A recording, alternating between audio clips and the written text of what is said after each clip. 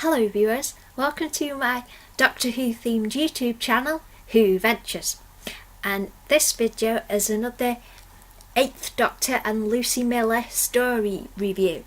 So this is Series 1, Episode 4, Immortal Beloved.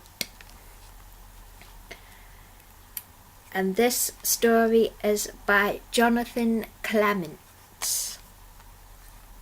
The cast: the Doctor, Paul McGann; Lucie Miller, Sheridan Smith; Zeus, Ian McNeice; Hera, Elspeth Gray; Serati, Jennifer Hyam; Calkin, Anthony Spargo; Taden, David Dobson; and Ganymede, Jake McGann.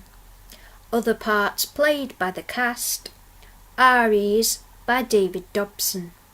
This story is written by Jonathan Clements and directed by Jason Haigh-Ellery. So, I made my notes. I have to say this story was a little bit more complicated for my brain without having the visuals, which you'll find out as we go through the notes. So, here are my notes. As usual, I will put pictures of my notes at the end of this video. So let's get started. So, TARDIS sound, and then and we get the intro and the introduction of what the story's called. And then these two characters, Serati and Calkin, are climbing up a mountain, and they're like sort of Romeo and Juliet, and they're planning to jump off this mountain together because the parents and the big bosses, they don't want them to they want to split them up and stop them, and so they've climbed up this mountain and they're doing their own little wedding ceremony on top of the mountain, a la Gretna Green. A bit like Nikki Telsley and Leanne Battersby on Coronation Street when they ran off to Gretna Green, except Gail Platt isn't a god. So this story is quite sort of about false gods, really. And then Serati and Calkin are on top of the mountain, and then the TARDIS arrives. And all this time, Lucie wants the Doctor to try and get her back home, try and get her back to her time, but he can't manage it.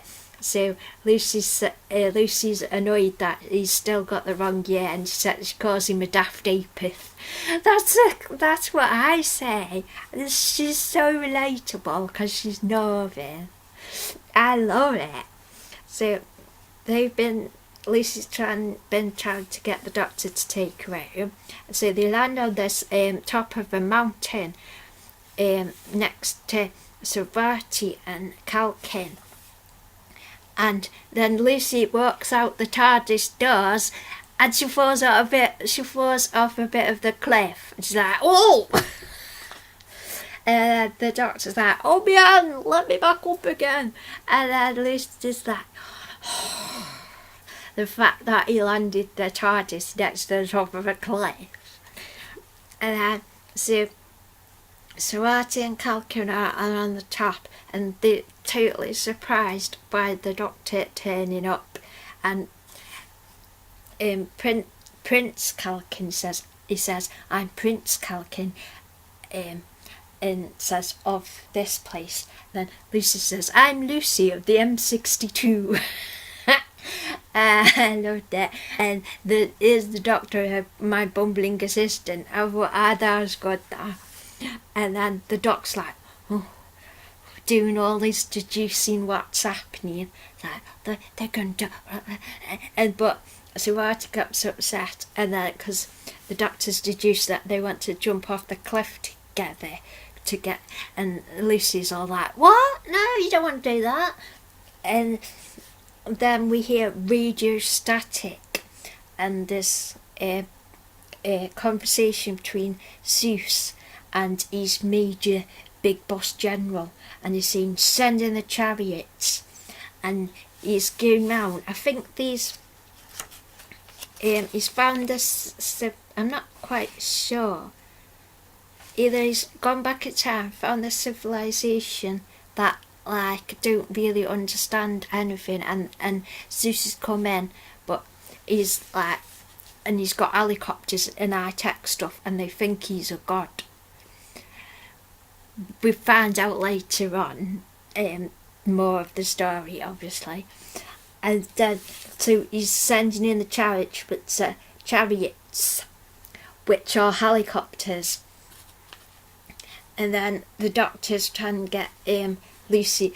Don't run away, Lucy, and Lucy gives him a rude gesture, and Calkin thinks, well, she's a bit rude, and Calkin thinks the Doctor is a real god, because he's turned up with this TARDIS that out of nowhere, and Calkin and Sarati are talking about how they can't be together and why they want to jump off the cliff, and then Taden is like the soldier guy, and he's got to the top of the cliff, he's climbed up, and he's trying to talk them, trying to stop them from jumping off the cliff and escaping their destiny, and the Doctor and Lucy are also trying to talk Sarati and Calkin down from jumping off the cliff, and then these chariots of the gods arrive. They're actually helicopters, and then Calkin and Sarati, they're going to jump, but then Taden, he's got a gun, and they call it like a special magic wand, but it's a gun. And then these armies arrived, and Aris the general has arrived, and Calkin has managed to get the gun off Taden, and he shoots the general, and he's really loud. It's like, hello, this is an audio, that was really loud. I have it turned up so I can hear the voices, but there is quite a loud gunshot at track 10-11. It's quite loud.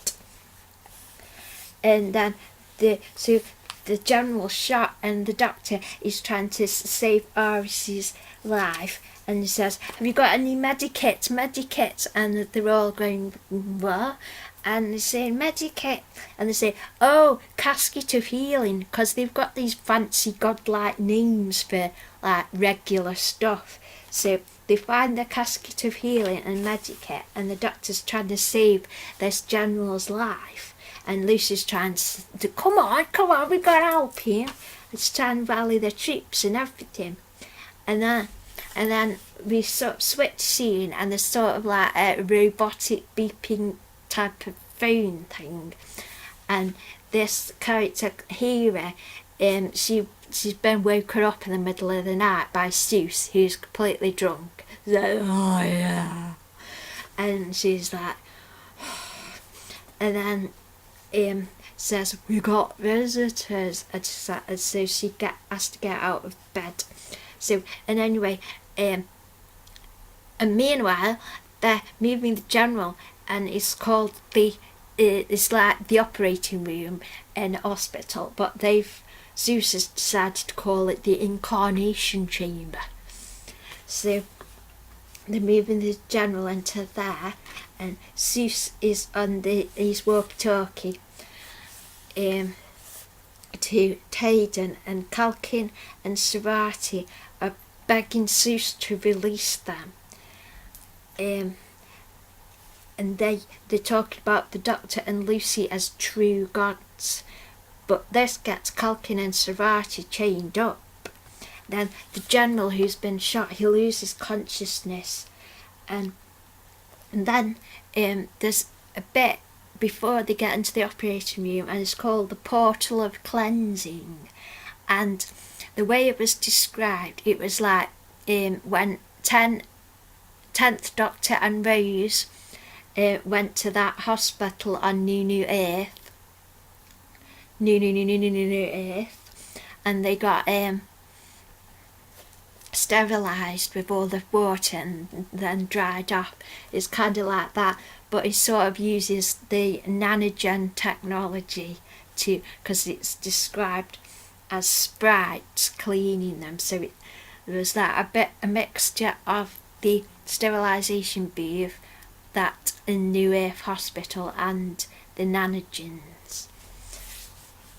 So, and then his the doctor is there's the operation for the general, and he's thinking, what are all these fancy names for stuff? And he says, what's that? And says, and it's the walkie-talkie says, it's called the ether trumpet. And it's just made this fancy name up, because I think Zeus has like decided they'll these where they are, they're more likely to believe him if everything has a mystical fancy name. So Zeus and Ganymede is like totally loyal to Zeus, and he's saying, I'll be your servant, and he's like Zeus's second son, and he's like, I'll serve you, Zeus, and he's all dead loyal to him and everything.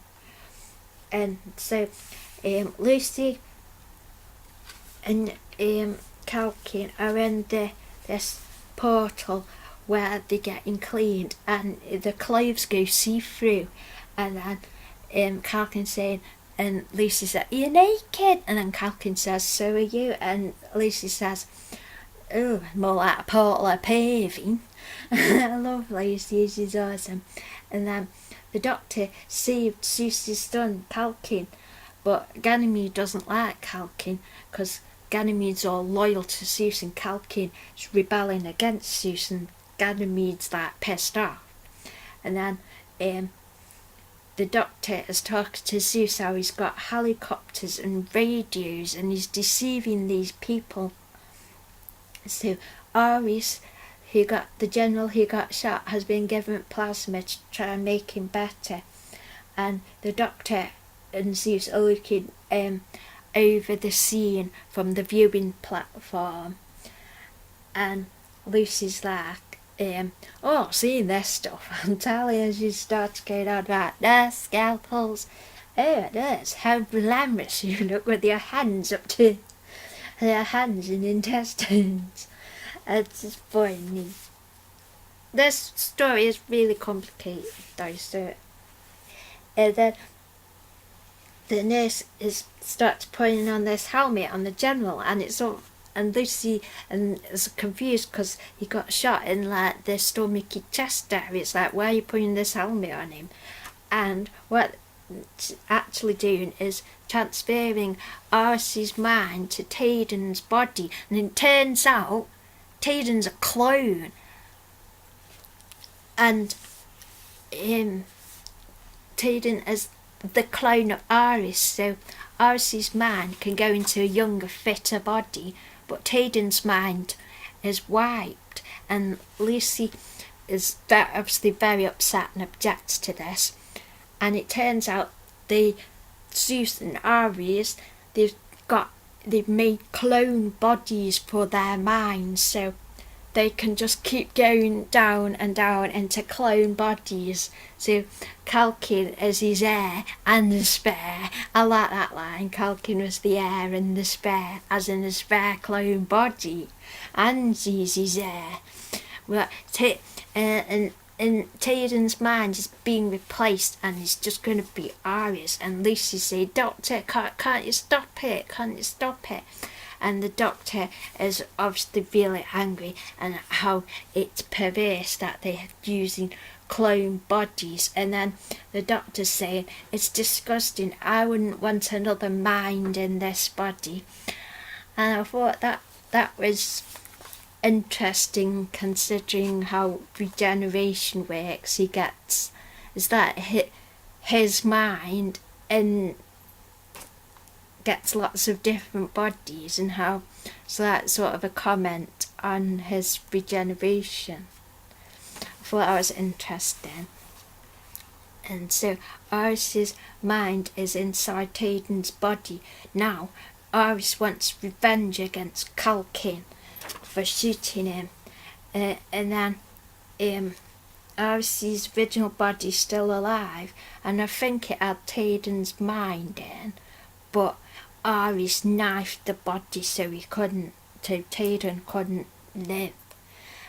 And then we cut to a different scene, and Susie's there eating with the Doctor, and he's talking about cloning, and it turns out Sus was in a crew, and they crashed in this place, and they were the survivors, and they was like decided to survive through cloning, and they have these RSK machines, but they're sort of banned throughout the universe.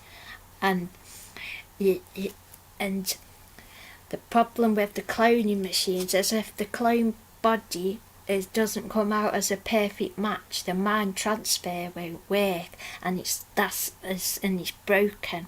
And then Lucie arrives, and Susie's been really horrible to Lucie and been really disgusting, and she's really disgusted with him. And then Hera and Ares outside, and it's night time because they hear night birds, and they're also survivors from this, and they talking about making sure they've got all their next clones ready. And then Hera wants the Doctor to help, not Zeus, because she thinks the Doctor's got like loads of tech he can use. And then we go back to the incarnation chamber, and it sort of reminds me of American Dad, and it's like when Stan Smith is like swap it with the episode of American Dad where Stan Smith puts his mind in the mind of a horse, and then the horse is in Stan Smith's body, and then there's all this stuff with Klaus as a fish, and then Klaus gets put into a different body. It kind of reminds me of that kind of stuff. I did get a bit confused.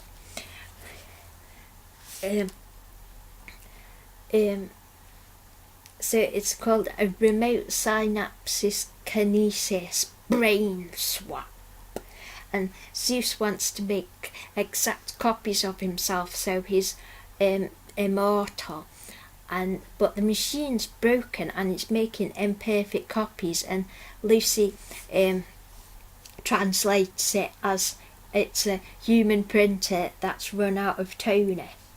And so Zeus wants to go with the Doctor to the TARDIS to get more parts, and Zeus is using Lucie as collateral insurance, that if the Doctor can't fix it, he's going to steal Lucie. And then Hera and Aris are talking about, you remember when we started cloning bodies and that? And then we cut scene, and Lucie and the Doctor have both been given a room/prison cell, and Zeus just walks straight into Lucie's room and she's right, got the ump. And then Zeus is asking if Lucie and the Doctor are a couple, which is a bit like when they used to ask if the Doctor and Donna were a couple. And then it's night time, and then it's that Zeus wants to show Hera, and there's that I got confused, and says the old woman that's going to be Sarati. So yeah, so Sarati's mind goes into the old woman's body, and then Calkin's mind would go into Zeus's old body, I think. But Hera's chest starts hurting, and then Zeus has been really pervy over Lucie, and he wants to clone Lucie, so he's got loads of Lucies, and she's like, oh. Then the Doctor arrives but Hera's collapsed. Hera's having a heart attack, so they rush her to the chamber of incarnation, so because they want to use Sarati's body. And then Sarati and Kalkin is chained up still, and Sarati's talking about, we should fight against them, I'm rebelling, we should fight against our destiny. So, and then the soldiers come and they take Sarati to be so Hera's mind can be put into Sarati's body. And then Zeus wants to save Hera, but Hera's stopped breathing, and then Zeus thinks it's worked, and it thinks it's Hera in the young body, but it hasn't worked, and it's still Sarati, and she stabs Zeus, and then Zeus is being operated on. And then Kalkin says he and Zeus have come to an understanding that Zeus is dying, and Ganymede's right having a piss off. Is that, no, I want to be chosen, I want to be the new body. And he's like, and Kalkin's like that, but I'll be Zeus's new body. And turns out he's doing this to help to save Lucie, because Zeus is threatened to clone Lucie and use Lucie's body unless Kalkin saves Zeus. So that's what Kalkin's doing. And the machine, and you hear like machine sounds with the helmet on. And then Lucie, she slaps Zeus. This is what I'm confused about. Lucie slaps Zeus in Kalkin's body, so I'm confused if Sarati and Kalkin, are they still young? I think they must be. I don't really understand. Lucie and Sarati are going up to the TARDIS, and because they've got spare parts in the TARDIS, and they want to, and Zeus and Hera wanted to use the spare parts in the TARDIS. Lucie thought, oh, I know, we'll destroy the TARDIS, then they can't use the spare parts. But the Doctor comes in a helicopter and he says, it's okay everybody, it's okay. And Kalkin is still Kalkin, and Sarati and Kalkin can be together and have one life together, and they say, and the Doctor saying, no more clones, you're not making no more clones, just have your life together and enjoy it. And then Lucie and the Doctor are leaving, and they get back to the TARDIS, and they go, and they're all back in the TARDIS. And then Lucie's saying, feeling right stupid, I wish I'd snogged Kalkin while I had the chance, because they're gorgeous. But then Lucie, they're talking about them Kalkin and Sarati being together in just one life, and Lucie said, well, you still need me when I'm 64, when she's old. And Doc says, I don't need you now. And Lucie says, liar.